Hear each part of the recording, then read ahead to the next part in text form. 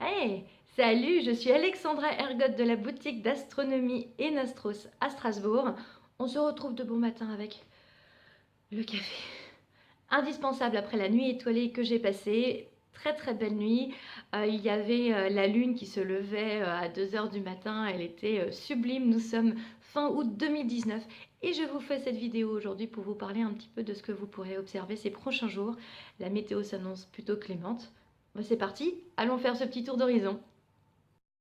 Dans cette vidéo, je vais rapidement vous aider à retrouver les constellations du moment et les autres astres que vous pouvez observer. Pour ceux qui ne reconnaissent pas les images, ce sont des captures d'écran du logiciel Stellarium que je vous conseille d'utiliser car il est très utile pour les observateurs du ciel nocturne. Commençons notre découverte du ciel au crépuscule. Le premier astre que nous pouvons observer vers le sud, c'est la planète Jupiter vers 21 h. Un peu à gauche de Jupiter, la planète Saturne est également visible dans le ciel en cette fin d'été 2019. Progressivement que la nuit va s'obscurcir, vous allez voir apparaître dans le ciel les premières étoiles. Vega de la constellation de la Lyre et Arcturus de la constellation du Bouvier vous aideront à vous repérer dans le ciel. Attention aux torticolis, Vega se situe au zénith, juste au-dessus de votre tête. Vous ne pouvez pas la manquer. Arcturus, en revanche, s'observe dans la direction du coucher du soleil à l'ouest.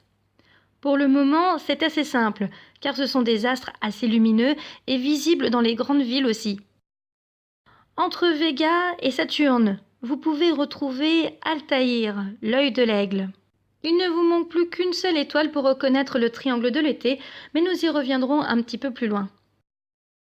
Regardons de plus près vers le sud.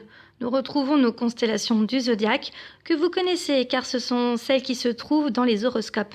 Ces différentes constellations se trouvent sur l'écliptique, une ligne imaginaire qui représente la course du soleil en une année. Vous connaissez sans doute les 12 constellations situées sur le zodiaque, mais pour ceux qui ne le sauraient pas, il en existe une 13e, le Serpentaire ou l'Ophiuchus, situé entre le Scorpion et le Sagittaire. C'est une immense constellation et je vous l'ai entourée ici en rouge. Grâce aux planètes Jupiter et Saturne, puis grâce à l'étoile Altaïr, il est facile de retrouver les autres constellations moins visibles mais qui se situent tout autour. Levons à nouveau les yeux au zénith. Notre triangle de l'été va nous permettre de bien nous repérer. Vega dans la constellation de la Lyre, Altaïr dans la constellation de l'Aigle et Deneb dans la constellation du Cygne forment ce triangle de l'été. Au milieu du triangle, vous retrouverez Albireo, l'œil du Cygne, une magnifique étoile double à observer déjà avec un petit instrument d'observation.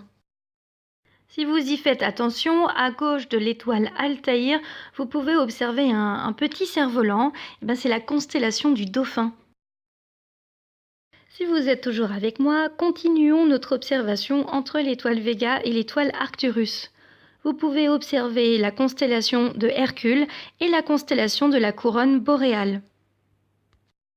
La jupe d'Hercule n'est vraiment pas évidente à voir, mais quand vous l'avez retrouvée, pointez votre instrument d'observation entre ces deux étoiles qui sont entourées en rouge et admirez l'amas globulaire de Hercule, M13.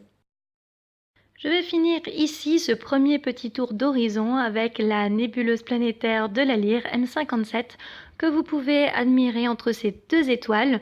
Repérez Vega, vous repérez du coup le petit losange qui est un petit peu en dessous. Et puis à vous les observations. J'espère que vous arriverez à voir les mêmes choses que je peux observer. Et puis je vous dis à la prochaine vidéo, on fera un petit tour vers le nord. Salut!